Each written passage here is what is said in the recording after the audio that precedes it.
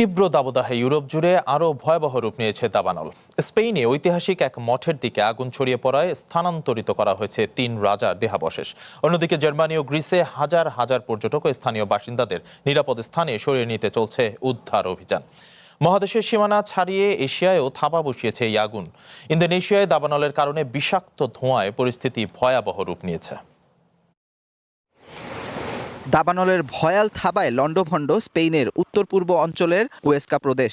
রিগলোসের পাহাড়ি অঞ্চলে শুরু হওয়া এই আগুন তীব্র বাতাসের সাথে দ্রুত ছড়িয়ে পড়ছে। দাবানলের গ্রাসে এরই মধ্যে ছাই হয়ে গেছে ৯,০০০ হেক্টরের বেশি বনভূমি।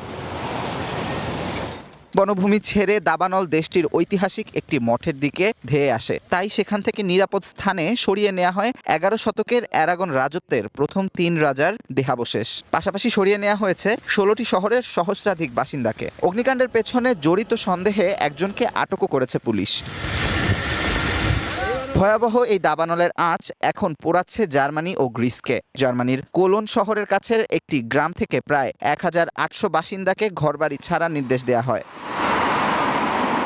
এদিকে ছুটির মৌসুমেই গ্রিসের হালকিডিকি অঞ্চলের পাইন বনাঞ্চলে ছড়িয়ে পড়েছে দাবানল। আগুন নিয়ন্ত্রণে একাধিক বিমান ও হেলিকপ্টারের পাশাপাশি প্রায় ১৫০ ফায়ার সার্ভিস কর্মী একযোগে কাজ করছেন। পর্যটন কেন্দ্রগুলো থেকে জল ও স্থলপথে হাজার হাজার পর্যটককে সরিয়ে নিচ্ছে সেখানকার কোস্টগার্ড ও ফায়ার সার্ভিস। ইউরোপের পাশাপাশি এশিয়াকেও ছাড় দিচ্ছে না সর্বগ্রাসী আগুন। এল নিনোর প্রভাবে ইন্দোনেশিয়ার বর্নিও দ্বীপের দাবানল ভয়াবহ আকার ধারণ করেছে। কালিমন্থন প্রদেশের পালংকারায়া শহরে জনপদের বেশ কাছাকাছি চলে এসেছে আগুন। এরই মধ্যে বিষাক্ত ধোঁয়ায় শহরের অনেক অংশ ঢেকে গেছে। এতে সাধারণ মানুষের স্বাস্থ্য ঝুঁকি বাড়ছে।